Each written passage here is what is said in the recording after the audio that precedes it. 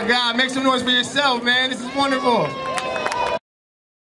Phoenix, Arizona. I gotta be 100 with you right now because I just got off a plane from LA.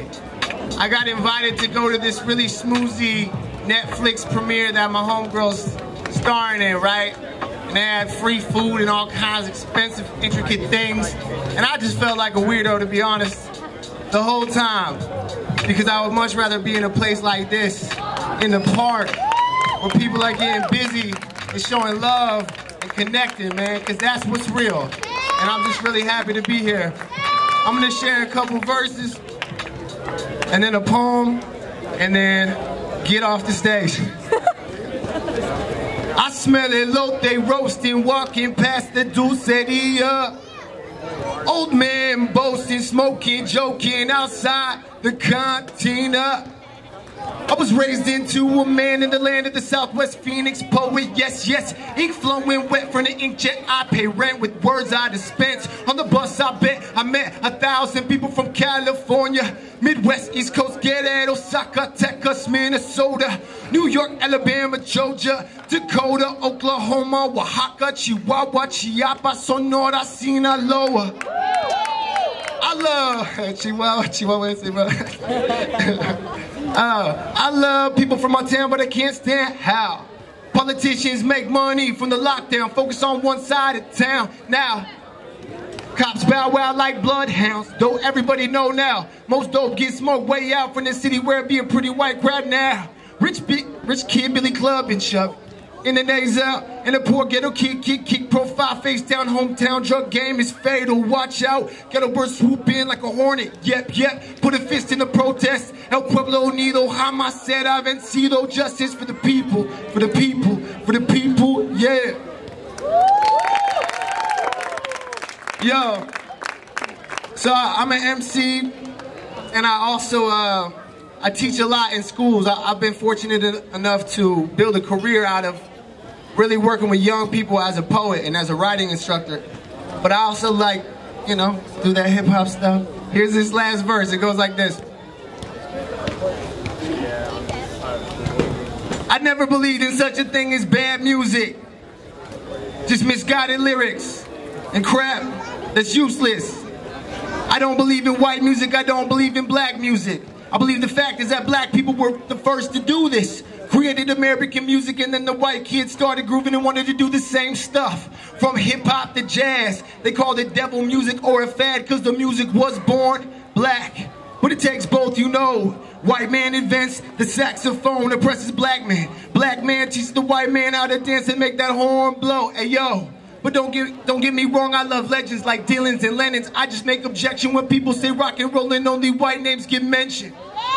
What happened to Muddy Chuck or Cool Herc? The ones who made that groove first. Hey, I give no love to a hip-hop Elvis. Black or lily white, wearing a block of ice. In the summertime, you the type to get held over the balcony by Suge Knight. Stars fall, Vanilla Ice, yikes. And hip-hop ain't that black and white. The truth is, the first B-boys were Puerto Ricans. And you can't get no Run DMC without no Rick Rubin, and he's Jewish. So don't ask me what I'm doing.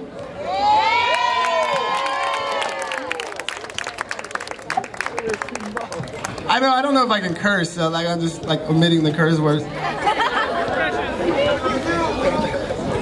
Alright, this last piece. This is a poem I wrote about my experience working not too far from here in a federal prison. And it was a really great experience. It's a horrible thing we got in this country called the prison industrial complex that assaults our communities on the daily. And I was lucky to work with these men, these incarcerated men. And I took them out to the yard to perform their poems. And it was funny to me because they were nervous. I was like, you've been through scarier stuff than this, man.